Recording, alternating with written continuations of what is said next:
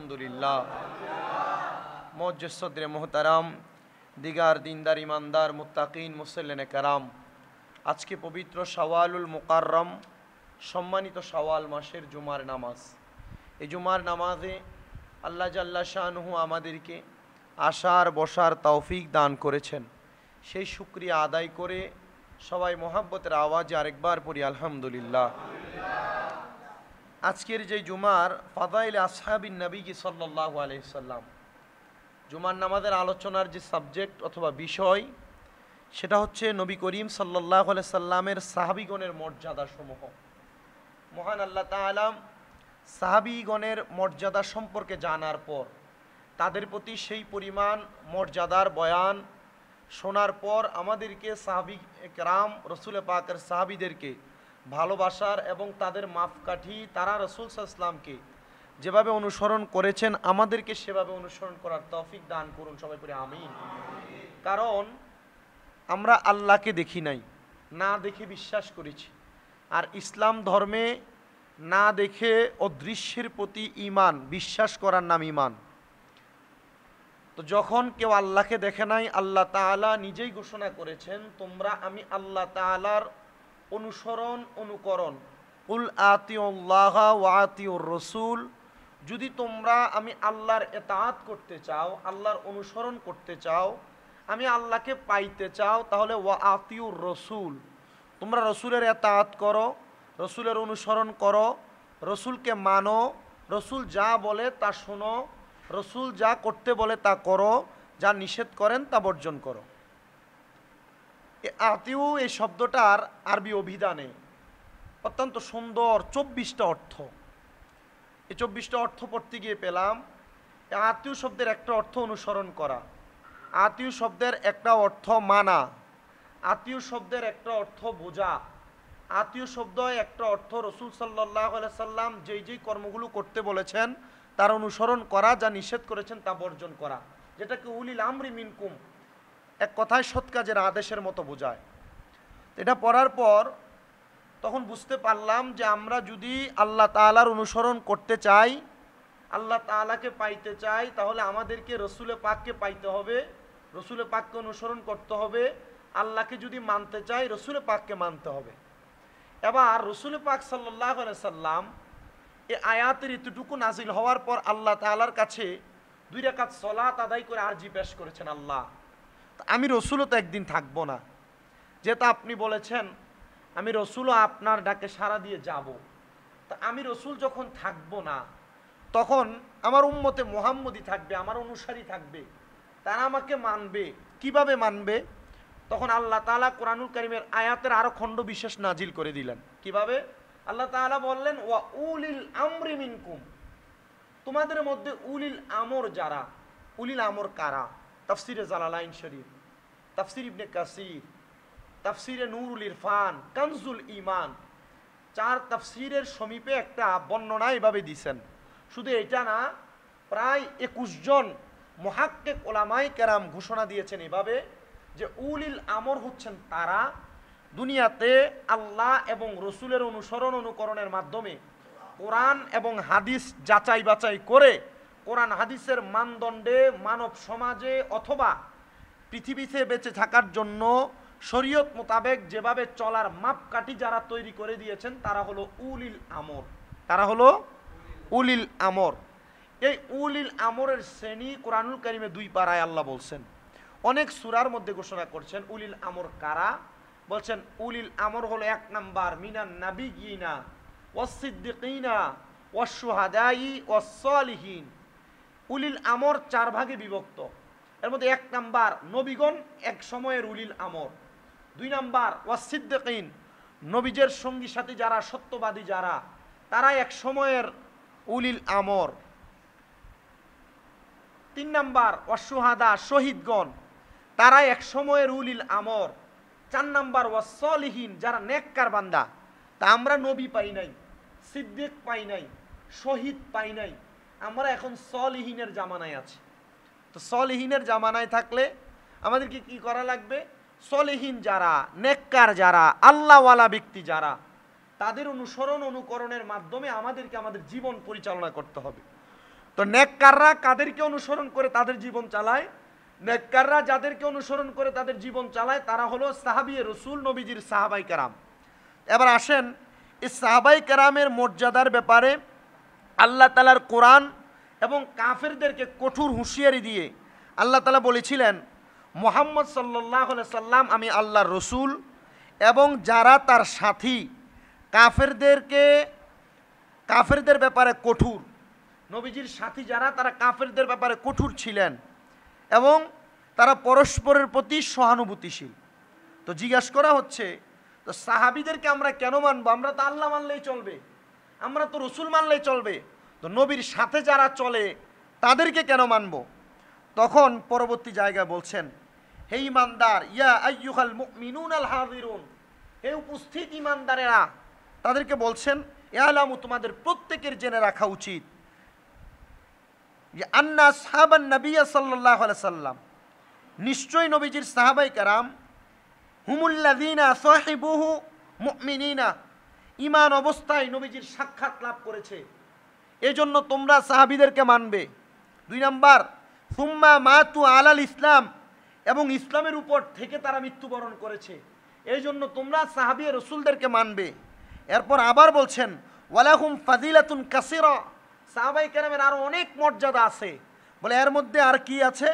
বলে শোনো, ওয়ামিনহা আন্নাল্লাহ তাআলা আখতারহুম লিসুহবাতি খায়রিল ওয়ারা ওয়া নি'মাতিল কুবরা ওয়া আন্নাহুম নাযারু, বলছেন তার মধ্যে আল্লাহ তাআলা তাদেরকে সৃষ্টির মধ্যে শ্রেষ্ঠত্ব নিয়ামত মুহাম্মদ সাল্লাল্লাহু আলাইহি সাল্লামের নিকটবর্তী হয়ে মুহাম্মদ সাল্লাল্লাহু আলাইহি সাল্লামের কাছাকাছি থাকার তৌফিক আল্লাহ সাহাবায়ে কেরামকে দিয়েছিলেন।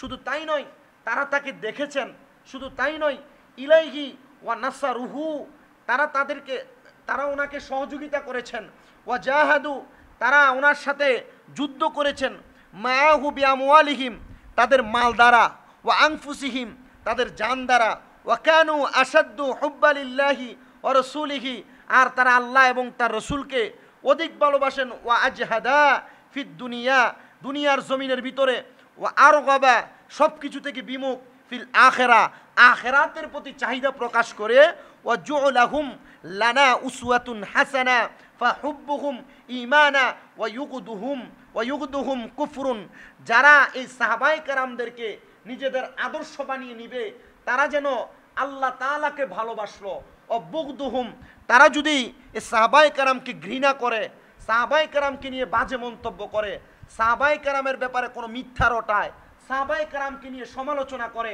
অথবা নবীর কোনো সাহাবীর ব্যাপারে বিন্দু পরিমাণ সন্দেহ রাখে, বলছে কুফরু ওয়া নিফাকি ওয়া সাব্বা আহাদিকুম হারাম, যে আল্লাহ তাআলার ঘোষণা, তাদেরকে ঘৃণা করা, বিদ্বেষ করা, বিন্দু পরিমাণ সাহাবায়ে কেরামের ব্যাপারে সন্দেহ করা, 1 নাম্বার মুনাফিকি নেফাকি, 2 নাম্বার কুফরুন, এটা কাফেরে রূপান্তরিত হবে। এবং সাহাবায়ে কেরামের মধ্যে কাউকে যদি গালি দেয়, ওয়া সাব্বা আহাদিকুম হারাম, সাহাবায়ে কেরামের মধ্যে কাউকে গালি দেওয়া এটা হারাম। আল্লাহ বুঝতে পারলাম হারাম, আর কি? বলে ওয়াসহাবাতু কুল্লুহুম উদুল, সাহাবায়ে কেরাম সকলের ন্যায়পরায়ণ, সাহাবায়ে কেরাম তোমাদেরকে ন্যায়পরায়ণতা শিক্ষা দিয়েছেন। এবার আসেন, এটা তো আল্লাহ তাআলার ঘোষণা, রাসূল পাক সাল্লাল্লাহু আলাইহি ওয়াসাল্লাম হাদিসে মুবারাকা বুখারী শরীফের প্রথম খণ্ড 515 নম্বর পৃষ্ঠা 3519 নম্বর হাদিস, নবীজি বলছেন, ওয়ান আবি সাঈদুল খুদরি ক্বাল ক্বাল রাসূলুল্লাহ সাল্লাল্লাহু আলাইহি ওয়াসাল্লাম ইয়াতি আলান নাসি জামানুন ফায়াগুযু ফিয়ামুন মিনান নাসি ফায়ুকালু হাল ফিকুম মান সাহাবা রাসূলুল্লাহ সাল্লাল্লাহু আলাইহি ওয়াসাল্লাম ফায়াকুলুনা নাআম।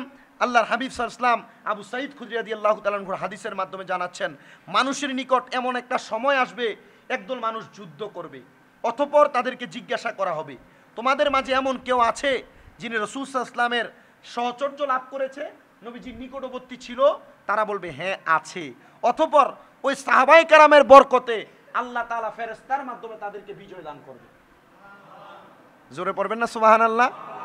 কিভাবে শুনবেন? এটার একটা ছোট্ট ঘটনা বলি। আমরা বদরের যুদ্ধের মাঠের কথা শুনেছি, যারা বদরের মাঠে গেছেন, আপনি হজে গেছেন, যে বদরের মাঠে গেছেন, এই বদরের মাঠ থেকে অল্প একটু সামনে গেলে একটা পাহাড় আছে, যে পাহাড়ের নাম হলো জাবালে মালাইকা। আরব দেশের সব পাহাড়গুলো পাথরওয়ালা, কিন্তু এই জাবালে মালাইকা হচ্ছে বালির পাহাড়। এটা তো শুধু বালি, সবগুলো পাহাড় কিসের? পাথরের। শুধু এই পাহাড়টা হচ্ছে বালির পাহাড়। এই বালির পাহাড় আমি যাওয়ার পর আমি নিজে একটা হাইটা দেখলাম, তো বললাম যে বালি বৃষ্টি পড়লে বালিগুলো কি ধুইয়া যায় না? না, বৃষ্টি পড়লে বালি ধুইয়া যায় না।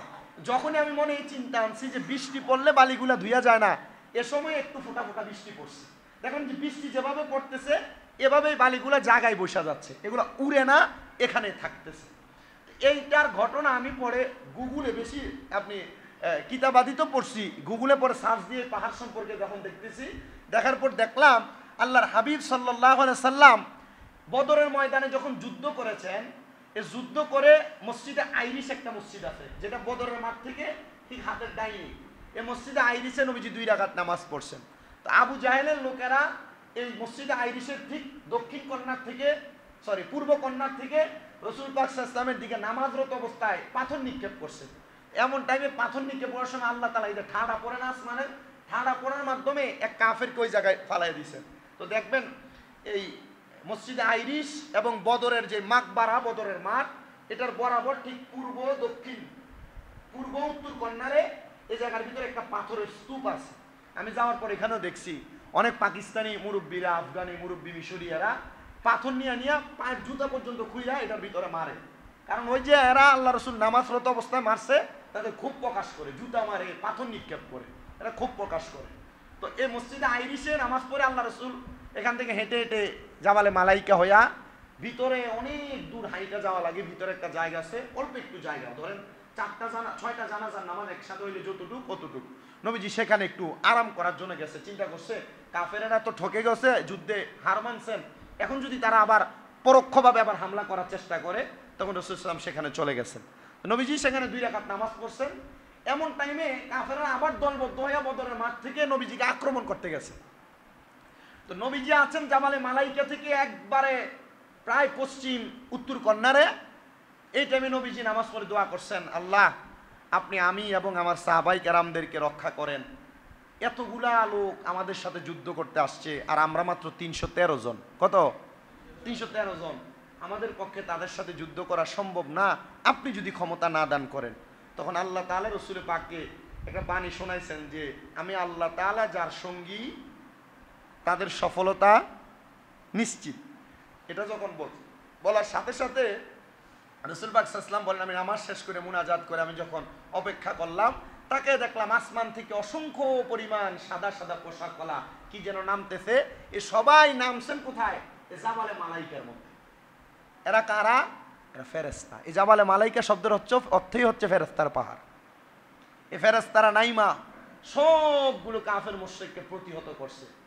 আর এই জায়গার ভিতরে একজন ব্যক্তি ছিলেন যিনি আল্লাহ রসুলের সহচর্য থেকে মুনাফিকি করছেন। এ ব্যক্তি বলতেছে, তোমরা কার সাথে যুদ্ধ করতে যাও?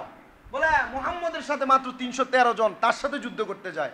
বলে 313 জনের মধ্যে কয়জনকে কতল করছো? বলে 11 জন। আর কতজন আছে? 302 জন। বলে 302 জন যেহেতু আছে, তোমরা তাদের 302 জনের সাথে যুদ্ধ করতেছো না। আমি দেখতেছি অসংখ্য হাজার হাজার লক্ষ লক্ষ রহমতের ফেরেশতা নেমে মুহাম্মদ সাল্লাল্লাহু আলাইহি ওয়াসাল্লামের পক্ষে যুদ্ধ করতেছে।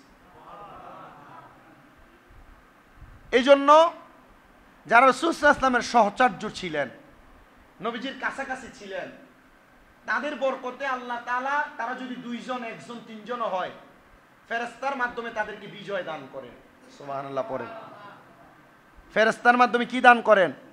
তো ওই যে এই হাদিস শরীফ যেটা বলছিলাম, বুখারী শরীফের 515 নম্বর পৃষ্ঠা, 3119 নম্বর হাদিস। তখন বলছে এরপর মানুষের নিকট যাবে, একটা সময় আসবে মানুষের নিকট যাবে এবং এই মানুষগুলো যুদ্ধে লিপ্ত হবে। তখন তাদেরকে প্রশ্ন করা হবে, ফায়াকুলু হাল ফিকুম মান সাহাবা আসহাবি রাসূলিল্লাহ, তোমাদের মধ্যে কেমন কেউ আছে যিনি আল্লাহ রসুলের সাহচর্য লাভকারী ব্যক্তির সাহচর্য লাভ করছো? মানে প্রথম জনকে জিজ্ঞাসা করবে নবীজির সাহচর্য লাভ, দ্বিতীয় জনকে জিজ্ঞাসা করবে নবীজির সাহচর্য লাভ করছো ওই ব্যক্তি, তার সাহচর্য হয়েছিল? বলে হ্যাঁ। কে সে?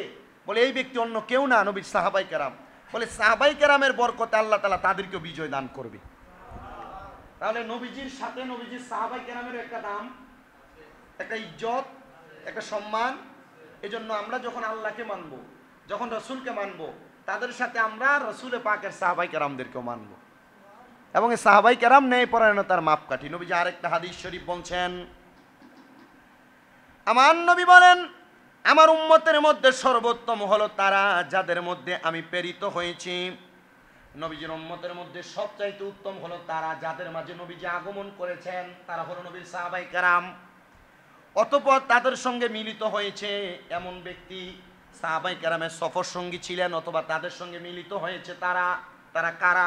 নবীর হাদিস বলেন তারা হলো সাহাবায়ে কেরামের পরে তাবিগণ, এরপর উত্তম হলো তাবিগণের পরে তারা হচ্ছে তাবে তাবি, মানে তাবে তাবির অনুসারী যারা।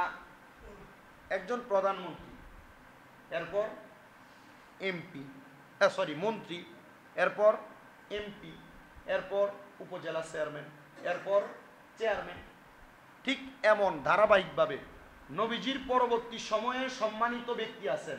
নবীজি বলছেন এর মধ্যে আমার পরে সম্মানিত হচ্ছে সাহাবায়ে কেরাম, 2 নম্বর সম্মানিত তাবিগণ, 3 নম্বর সম্মানিত তাবে তাবিগণ। এরপর কারা? নবী বলছেন এরপর এমন ব্যক্তি যারা এদেরকে মেনে কোরআন সুন্নাহর সমাধান দেয়। ওই যে মিনান নাবিয়িনা ওয়াস সিদ্দিকিনা ওয়াস শুহাদাই ওয়াস সলিহিন, সলিহিন যারা নেককার যারা তারা। কিন্তু নবী বলছে এই নেককারের মধ্যে আবার একটা ভেজাল আছে। নবীজি কি? এরপর নবী বলছে যে ইয়াশহাদুনা ওয়ালা ইউস্তাশহাদুনা, যাদেরকে এমন ব্যক্তি যাদেরকে সাক্ষী হিসেবে ডাকা না হলে তারা সাক্ষ্য দিবে। দেখবেন এমন অনেক ব্যক্তি আছে, তারা আপনি বিচার কার্য বলেন, সমাজের কোন আইন কানুনের কাজ বলেন, তাদেরকে ডাকবেন, তাদেরকে ডাকেন নাই, আপনি গায়ে ঠেইলা এসে আপনার উপরে এসে সর্দারি করে, খবরদারি করে। নবী বলছে এমন কিছু ব্যক্তি আছে, এই ব্যক্তিগুলারে মানুষ কিন্তু আমাদেরকে বা সাহাবী তাহাবীদেরকে যেমন সম্মান করবে এভাবে করবে না, তারারে মানুষ সম্মান করবে ডরে। নবীজি কি লেগে বলে এই লোকগুলা মানুষের উপর নিজেই জোর খাটাইয়া তাদের অধিকার খাটাইতে যাবে, তাদের প্রচার প্রসার খাটাইতে যাবে, তো তোমরা এদেরকে দেখে ভয় পাও না। নবীজি কেন বলে এসব মানুষ আমানতদার হবে না, যদিও মানুষ তাদেরকে সামনে সামনে দেখলে সম্মান করবে, কিন্তু এরারে মানুষ পেছন থেকে দেখলে গালি দিবে, মন্দ কথা বলবে। আপনি দেখিয়ান হিসাব করে আমরা সমাজে চলে আছেন এমন অনেক মানুষ, এমন অনেক মানুষ আছে নিজের গায়ে জোর খাটাই একটা অধিকার খাটাইতে আসে, সাক্ষী দিতে আসে, একটা কাজে কথা বলতে আসে, কিন্তু তার কোনো সাক্ষী নেই, তার কোনো এখানে প্রয়োজনই নেই, আর তার কোনো গ্রহণযোগ্যতাই নেই। নবীজি এদেরকে বলছে যে এই সমস্ত লোকের ব্যাপারে তোমরা মনে রাখবা, এসব লোকের কোনো আমানতদারিতা নাই, মানে তাদের কোনো কোয়ালিটি নাই, যেটা আমরা বলি আর কি। নবীজি বলছেন এরপর শোনো এমন কিছু লোক প্রকাশ পাবে তোমাদের মাঝে, ওয়ায়ুখুনুনা ওয়ালা ইউতামুনা ইউতামুনুনা ওয়ায়াফশুনা ওয়ায়াফশু ফীহিম সিমান। নবীজি বলছেন আর তাদের মধ্যে মেদ ভুরি প্রকাশ পাবে, মানে পেটলা হবে আর কি, পেটলা। নবীজি কি লেগে বলছেন এই কথা? রাসূল সাল্লাল্লাহু আলাইহি ওয়াসাল্লাম এই কথা বইলা বলতেছে এরা যে হারাম খাবে, এরা যে মানুষের সম্পদ লুণ্ঠন করবে, এরা যে মিথ্যা সাক্ষী দিয়ে মানুষের কাছ থেকে পয়সা খাবে, এজন্য তাদের পেটটা কাল বুয়ুতিন, ঘরের মতো হয়ে যাবে। কিসের মতো হবে? ঘরের মতো হয়ে যাবে, কাল বুয়ুতিন। আর তোমরা তাকে দেখবা এই সমস্ত লোকের এই যে পেটটা, এই পেটের ভিতরে এগুলো এখন দেখাবে না, এগুলো হাসরের ময়দানে আপনাদেরকে দেখাবে। যে সমস্ত লোকগুলো টাকা খাইয়ে বিচার করছে, পর হক মাইরা খাইছে, হারাম খাইছে, এই সমস্ত লোকের ব্যাপারে বলছে এই লোকগুলো হবে ফীহিম সিমান, এদের পিঠগুলা পেটগুলো হবে একবারে বুড়ি, কাল বুয়ুতিন, ঘরের মতো। তোমরা হাসরের ময়দানে তাকিয়ে দেখবা বড় বড় সাপ এদের পেটে ঘুরবে, এদের খানা যেগুলা খাবে খাবারই খাবে, খাইয়া এদের কলিজার ভিতরে ক্রশ করে কামড় দিবে। তা আপনার যদি মন চায় এমন অপবিচার করতে করেন, আপনার যদি মন চায় মানুষের প্রতি অত্যাচার জুলুম করতে করেন, আপনি যদি কবরে শাস্তি পেতে চান আপনি দুনিয়াতে অপকর্ম যা আছে করতে থাকেন। কিন্তু নবীজি বলছেন যদি তোমরা সহজ সরলভাবে তোমাদের সমাজ, দেশ, রাষ্ট্র সব কিছু পরিচালনা করতে চাও, তাহলে সাহাবায়ে কেরামের ন্যায়পরায়ণ নীতি তোমরা মেনে অনুসরণ করে তোমরা চলো। আপনি দেখেন সাহাবায়ে কেরামের ন্যায় নীতি অনুসরণ করে যদি দেশ চলতো, তাহলে কি এত মুসলমান ফিলিস্তিনি কি অত্যাচারের শিকার হতো? না, কখনোই হতো না। ফিলিস্তিনে অনেক মানুষ বর্বরিত হচ্ছে। দেখেন ফিলিস্তিনের এই ইস্যু শেষ হয় নাই, এখন ভারতে যে কোনো একটা ইস্যু তৈরি করে মুসলমানের উপর অত্যাচার চলতেছে, চলতেছে না? মুসলমানের উপর অত্যাচার চলতেছে। আমাদের কথা হলো মুসলমানের মধ্যে যদি ঈমানি চেতনা থাকতো, তাহলে আপনি দেখেন যে ফিলিস্তিন এবং তার পার্শ্ববর্তী যারা দখল করতেছে ইসরায়েল বাহিনী, এদের আশেপাশে 18টা মুসলিম দেশ আছে। কয়টা? 18টা মুসলিম দেশ আছে। যদি ইসরায়েলের যেই লোকেরা গাজা এবং রাফা নামক এলাকাতে হামলা চালাইতেছে, এরা তো একটা বোম ব্লাস্টিং করে একটা বিল্ডিং উড়াই দিতেছে। 18টা দেশ থেকে যদি মুসলমান সৈন্যকে রক্ষা করার জন্য ইসরায়েলের সীমান্ত এবং ইসরায়েল এলাকার মধ্যে যদি বোম ব্লাস্টিং একটা একটা করে মারতো, কয়টা মারতো? 18টা মারতো। তাহলে কি মুসলমান অত্যাচারিত হইতো? মুসলমান বর্বরিত হইতো না। এই জন্য কেন মারতেছে না, কেন কাজ করতেছে না? কারণ আপনি দেখেন ইসরায়েল কর্তৃক বাংলাদেশ, অন্যান্য যত বড় বড় রাষ্ট্র আছে, ইসরায়েলের বিভিন্ন অর্থ দ্বারা তারা ওই দেশের মধ্যে বিভিন্ন ব্যবসায়িক বলেন, বিভিন্ন ইন্ডাস্ট্রি বলেন, বিভিন্ন কোম্পানি বলেন, এরা এখানে ইনভেস্ট করে রাখছে। কি করে রাখছে? টাকা পয়সা ইনভেস্ট। তো ইনভেস্টটা কেমন করছে শুনবেন? এদের ইনভেস্টটা হলো, মনে করেন আমরা বাংলাদেশে একটা কোম্পানি হবে, এখানে শেয়ার নেওয়া হবে 50 জন শেয়ার হোল্ডার। এই 50 জন শেয়ার হোল্ডারের মধ্যে প্রতিজন ধরেন যে 100 কোটি টাকা করে বা 1 কোটি করে দিতে হবে, তো 50 কোটি টাকা। তো আপনার পক্ষে 50 কোটি টাকা দেওয়া সম্ভব না। আপনারা 100 জন, 50 জনের মধ্যে ধরেন 39 জন আপনারা পারবেন, তাও কত করে? 5 লাখ 10 লাখ করে দিতে পারবেন। 49 জনে যেই টাকা দিবে, ইসরায়েল 81 টাকা দিবে। কথা কি বুঝতে পারতেছে? মানে একটা বাড়ি বানাবেন, এ বাড়িতে শেয়ার হচ্ছে কয়জন? 50 জন। কিন্তু এই 50 জন এত টাকা দেওয়া সম্ভব না। কত? এ ধরেন 100 কোটি করে। তো 100 কোটি টাকা 49 জনে যোগাইতে পারবে। তাহলে আরও 49 শত ধরেন আরও 500 কোটি টাকা। এ টাকা কই থেকে জোগাড় করবেন? এ 500 কোটি টাকা দিবে ইসরায়েল, আপনার এই দেশে শেয়ার থাকবে।